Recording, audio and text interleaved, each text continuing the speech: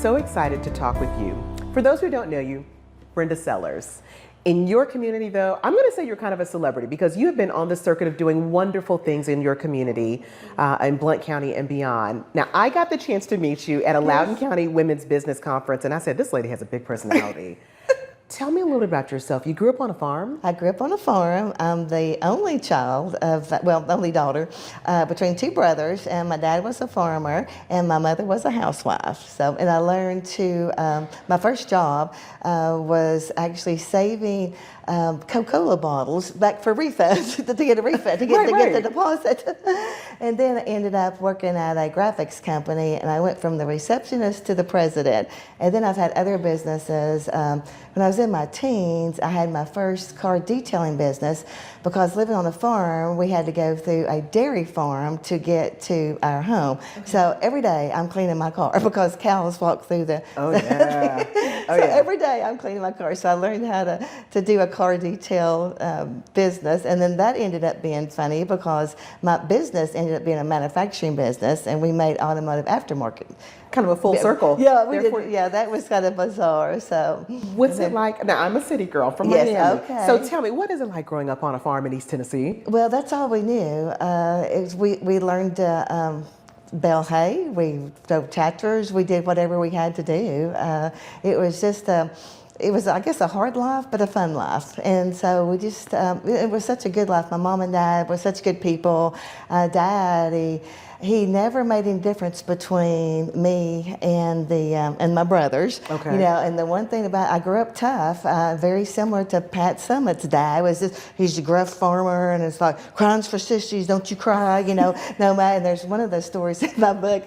I got hurt really badly, and I was running to catch him in his truck, and I slipped and fell, and my whole eye was cut from here, had like 12 stitches all the way down. Oh, and he's like, don't you be crying, don't you be crying. And Mom was like, well, now you're going to have to take her to the hospital. So, but I never did cry, but I was on the way to get some candy. I have cried for far less. Please know I have cried. Your daddy would never want to know that I cried for far less. You know, listening to your beginnings, you know, growing up on a farm, yes. You really kind of have done it all over your lifetime. Entrepreneur, author, philanthropist, I'm trying to remember all the ones, community leader, advocate. What role have you enjoyed the most in your life, Brenda? All of them. I have no regrets. I live life to the fullest. If I die here today, nobody's died here, have they, in this seat? No, not. Please don't. Okay. But I have no regrets. I live life to the fullest because early on in my life, I was like, live life to your fullest. Don't wait till you retire. And everybody wants to travel, or they want to do all these things later. Well, maybe later never comes. And so I've just lived life to the fullest. I love the nonprofits, giving back. That's what I do best, is just give back to others and making a difference in people in life. And hearing you laugh, I just love your laugh. And thank you for all that you do. Thank you for all that you do. Well, thank you. I appreciate it. Let's talk about business. How does a farmer's daughter, go in to lead a company? Because it started out, you said, in your teen years. Yes. Well, I did the car detailing business back as a teen, and then I got this job, and this was wonderful because I didn't have to pick okra. I had real long hair. I had to pick okra. I didn't have to pick tomatoes, and I had air conditioned job, and we sat down. So it was so wonderful. And at the time, we were just kind of a smaller operation. We weren't selling any bigger companies. So from the receptionist all the way to the president. And we had a lot of licensed property. So that was just like one of the businesses I did. And then the other one was the photography business. I did not mean to have a photography business. Me and Big Ed, we compete. We're both photographers. I'm Canon, he's Nikon. Okay, who's Big Ed? Big Ed? Okay, Big Ed is the spouse, and you'll learn more about him in the book, but he's a photographer also.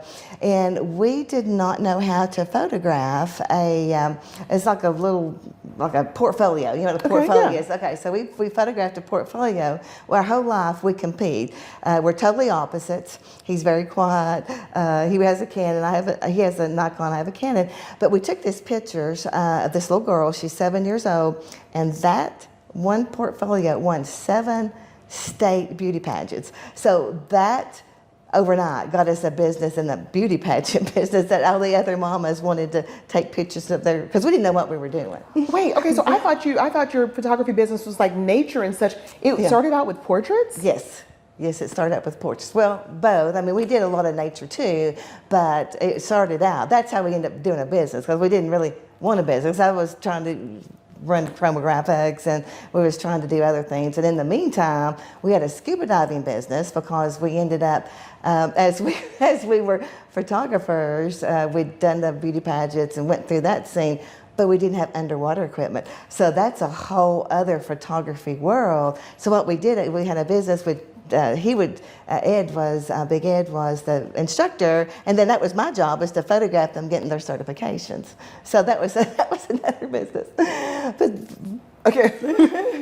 Okay. So the photography business. yeah, and the scuba diving business. Scuba diving. Yeah, and the kind of the detail business, that was Car detailing? Yeah, it was like kind of a car detailing business. And then I did a lot of, in between, a lot of nonprofit. I did a lot of nonprofit, so. What was it?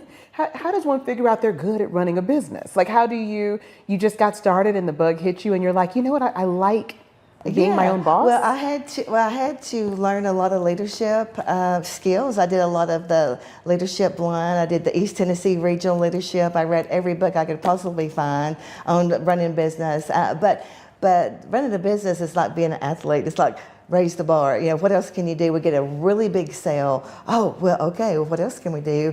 And we made a lot of licensed properties like Ford, Chevy, Dodge, Harley. Those are all of our brands. We're like, well, what other brands can we get? So it was like, okay, this is never satisfied with the status quo. What can you keep doing to raise the bar? So, and being competitive, being a middle child, I don't know if you studied about being a middle child. Middle children are normally more competitive. So I thought it would be oldest. I'm an oldest. Okay, so you're the oldest. Yes. Okay, so oldest have a little tendency to be a little not bossy, but they're more of the leader. They're more Don't of say the that. leader. My sister's going to say that lady is right.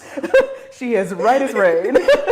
But then the middle children, you know, they're kind of competing between the older child and then I had, you know, of course, little brother, older brother, little brother. So by telling my book that, you know, of course, Mama loved, you know, Stevie. He was the oldest brother, and always, you know, she even saved his little toenail clippings. And so she's like every little thing that Because it's all new, it's all first. He was all the first. I was just but I was a daddy's girl, definitely, and that's part of the book story, is that I'm definitely a daddy's girl. So. I love it. And you're talking about your book, and this is when I met you and you were speaking at the Loudoun County Women's Conference. Yes. You spoke about your book. It's Yes. called You Slept Where?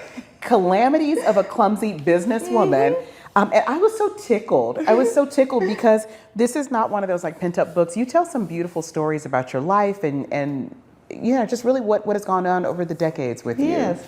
Well, and the first part of it is more about my dad, and then halfway through it's about my dad, and then the other part is about my mother and her dementia. And then the very end, I wasn't going to share his story, but Big Ed's story, he's got PTSD. He has 4 levels of trauma, so it's his story in there as well. So that's what made me finish the book, because 97.3% people never, they say they're going to write a book, they never, well, I know now, that took 8 years, 2 years of rewriting. So, but if it hadn't been for my mother's story and being able to give back to like a nonprofit and Big Ed's story, because he's the hero, Big Ed's the hero. So you talk so fondly of him, and I was so, as a married woman myself, I was like, I like how she talks about her husband. Yes.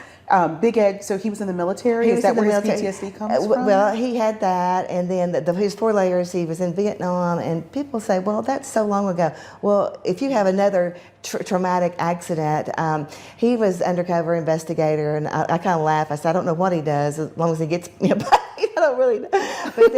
But then he did a lot of stuff in the undercover that you shouldn't see. Things that you see, you never... They never leave you. They never leave you, exactly. And then he had and this was your newscast, Carrot, but he had a real tragic scuba diving accident that his partner died. And so that brought on another level of the PTSD. So, and then we always compete, you know, for the best photograph. So in this, I say he's the better photographer. So he's the photographer hero. So that's a pat on the back for Big Ed. For your Big Ed. I love. And he even has a fan club. He even has his own little fan club with Big Ed fan club. So. Does he really? Yes. I don't have a fan club. I have to bring you a Big Ed, the Big Ed fan club. So, Is it hard to write so intimately about all the different people in your life in a book? well, no, well, yes and no. Writing my dad's story, that was hard. And then as I got on to my mother's story, I say my sweet, timid Christian mother went through that vascular dementia that just changed her personality. And my mother would never say bad words at all. And that was just so sad how her personality changed, And I always say, Mama says, be nice. Well, it got towards the end, Mama wasn't so nice. It wasn't nice because it's the disease. And that's why I want to give back so much, because the people going through that. And with Mama, you just had to laugh. I mean, some of the things she'd say, we would take time about staying with her, and she'd say, now, does your parents know where you are? And I'd say, well, Mama, you're my parents. Just, well, I know that. I know that. And you just laugh and say, oh, I am your daughter. And then there was, she would know, and then times she didn't know. But it was just a tough time. But the best thing you can do, and how I ended up finishing that book, I would write. Mother was an avid reader, and so I would write my stories. And I wrote her a letter. She loved to read letters, and she could still read. And so I wrote her a letter. I stayed at the Shack Up Inn, the Ritz We Ain't in Mississippi. And come to find out, it's not so cheap to stay in a shack. That's a whole other story. But I wrote her a letter while I'm staying in that shack. So she could read, and I would send that letter to her. And that was the thing that she would do. She'd love to go to the mailbox and get her mail and to read the mail. So that was a big deal. That was sunshine in an envelope. Gosh, what is it like to see a parent change? Yeah, it's hard. It was really hard. But I knew the first time that Mama had an outburst, because Mama's timid, she's shy, and she did an outburst. And we're like, that's not her. So we knew there was something's not right. And the only time my mother, and we were farm people, my parents were never sick. We just never were sick. You just go on. Go on. But the only time that my mother, that we know of, and we think because vascular dementia is like many strokes, and on Easter, because Mom was all about cooking, she was a Southern cook. On Easter Sunday, she was like, she was on the couch, and so we knew something's wrong. And we think that might have been the start of her many strokes, because she never was in bed. Daddy was nobody was ever sick. So then as time went on, she just got worse and worse. So, but part of the other story too, she kind of rallied at rallies at the end. So it's a sweet story, and the whole goal was just to have people to. We did the best we could. You're struggling with I'm running businesses. I'm raising 15. We raised 15 kids, and I'm going to ask about that in a second. Okay. We got Big Ed, and we're dealing with all the business issues. And then I'm doing I was on several boards at the United Way and a bunch of other New Hope and Blount County. So I'm on several boards. So it's how do you juggle all that, and then you deal, trying to do the best you can with your mother and then your dad. So you just do the best you can. You schedule, and you just do the best you can. What do you hope people get out of this book? Okay, several things. One is at the very end, I'm all about lists. And they go, well, how do you get so much done? Well, it's all about making lists. You have the same amount of time as everybody else. You got 24 hours in a day. It doesn't feel like it sometimes, Brenda. It doesn't. But yes. 24 hours of the day. So, and then of course you get up at 2, so you're sleeping less than most people do. But then it's like, what are you doing the rest of that day? And it's what is your goals and what are you trying to do? Because running businesses and doing all, I just had to schedule, focus on that, but had goals, and especially if you've got little children, once those children are grown, they don't really go away, but you're still, it's like you missed all that opportunity. So it's juggling. And then even with my parents, with the 3 of us, we tried to all just do a schedule, and then I was traveling for business. So it's trying to schedule that. And it's all about just being goal driven and knowing what you want out of life. Oh, I like that so much. Let's talk about your travels. Okay. Because your list, I thought I had a little list of travel. You have done a vast amount of traveling. Yes. Well, what are some of your highlights? Okay, so most of that was business. I did a lot of the business, but early on, I had mentors, and of course now they call them life coaches. And one thing that they said, as a business traveler sees the hotel, the airport, the hotel, their meeting, back on the plane. And they said, always try to, if you can, and pay for staying the weekend on your dime, because you may not have the chance to go back. So that's part of my story, that I would, it's always work before you play, get the business done. And then I would stay, of course, on my dime, and then go to different places. And then the list started when I was a scuba diver. My first chapter is about a scuba diver. Well, I didn't really want to be a scuba diver, but I just happened to, my whole life serendipity. I met an instructor, and he said, hey, I'm starting a class the next day. I'm like, well, that wasn't on my lifelong list, but I'm like, well, okay. So I signed up for that. Let's add it up. Yeah, signed up. And then Big Ed, he couldn't swim. He's a horrible swimmer. Of course, I grew up on the lake, couldn't believe he couldn't swim. But anyway, I signed us up. So we're in class literally the next day. Well, that ended up to Certified Scuba Diving 1. And then because we got a discount, we did Scuba Diving 2. But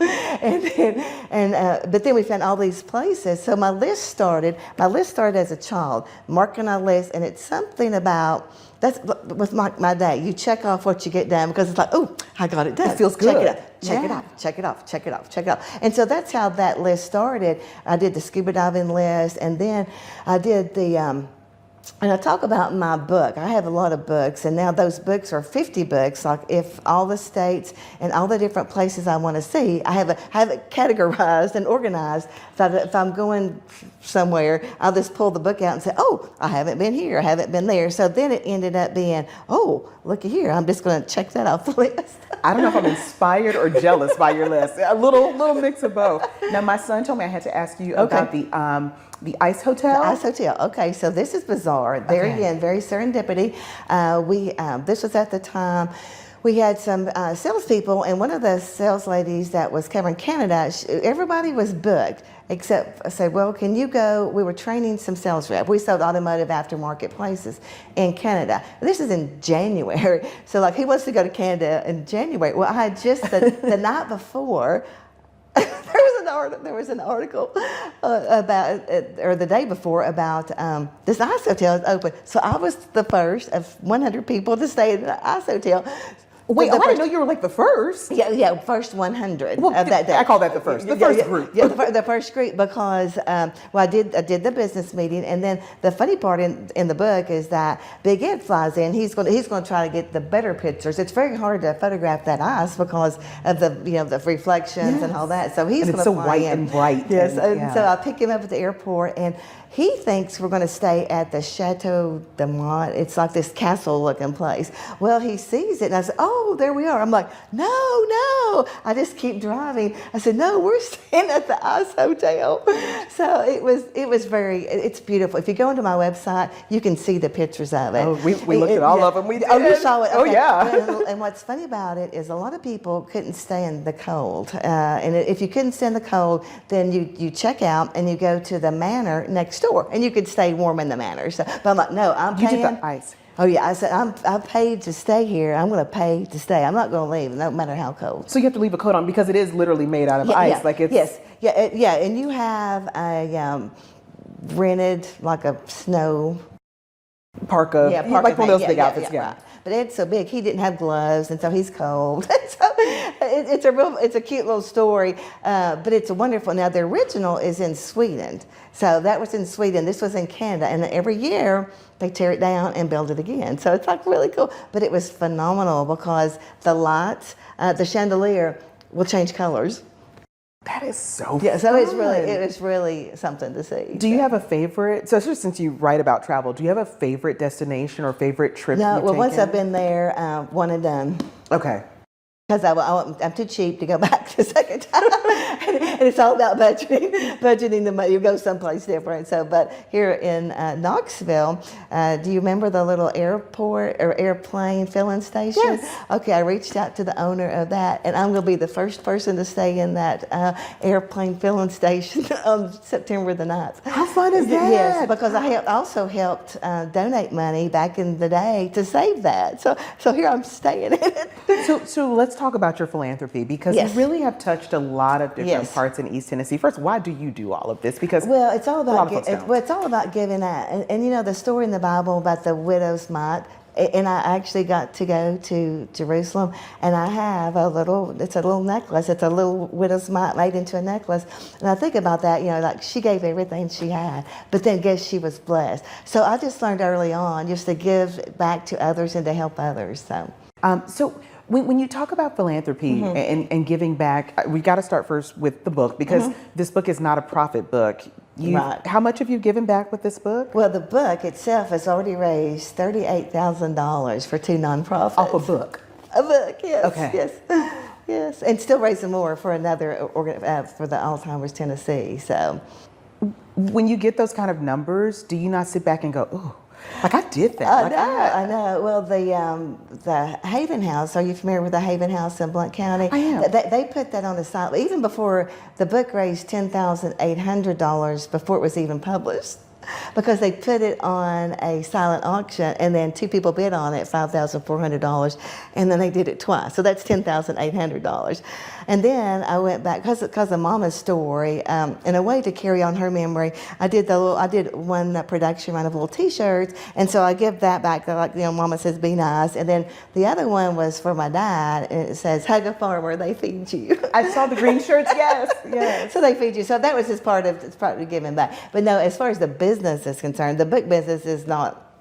Like, if I wanted to make money for profit, I would not do the book business. I would be doing something else. It's ended up costing a lot. And then plus, I have a manufacturing background, so this took 8 years. So when you in manufacturing, it's all about your time and your effort and trying to get the best price and make the best products. Well, when you figure 8 years, I'll never get that back. And 2 years of nonstop editing on top of editing. And Ernest Hemingway on one page changed as much as 56 times, editing.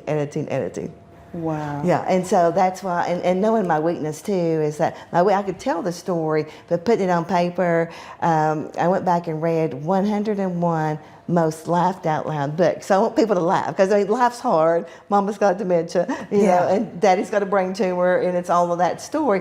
So it was having to learn how they would write the story and leave a hook and try to get you to read the next chapter. So all that was a science. But the past 2 years, 8 years to write it, 2 years for rewriting.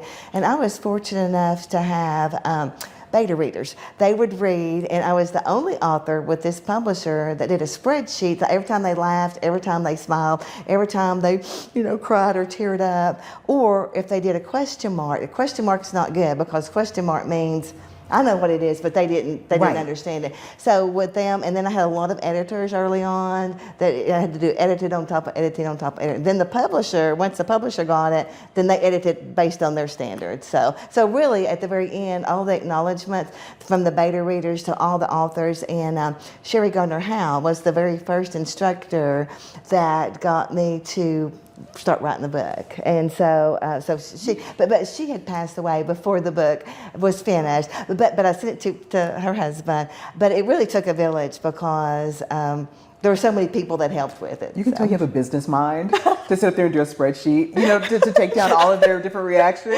I know. That is awesome. Yeah, they couldn't believe it, because I knew when I'm. If I did stand up, I could tell you're laughing. I mean, you've laughed 12 times since I've been here. I could see that you're laughing. But on the written word, I'd be at 2 a.m. writing. I'd be ho ho ho ho. oh, I'm so funny, I'm so hilarious. Well, I'd go eat, I'd come back, I'd be, oh, I'm not funny at all. Oh no. Because I mean, it's funny, and that's what my editor said, that you know, humor is subjective. Because what I may That's think is right. funny, you may not, or I may think it's funny and it just may not be. So it's very difficult to get it done, but thank goodness, and you could spend another 10 years finishing it. But I really wanted to get it before it gets worse, and then, you know, and then you finally just have to cut it off and say, that's the best I can do. That's the best I can do, so. How do you stay so positive? I mean, here it is, you're giving back, you're living life, you always have a smile on your Yes. face. And yet you've gone through this with your mom, Yes, your mama, yes. and then your dad with his brain tumor, Yes, which we yeah, didn't even thank- get into, and yes, then Big Ed and his and all that decline. too. So, but you know, I always my claim to fame was, and we actually had a little sign at work. You always take a negative and make it positive. So, and this too shall pass. You know, it's always, it's, you know, whether it's good or bad, that's always going to pass, and always just think on the positive side.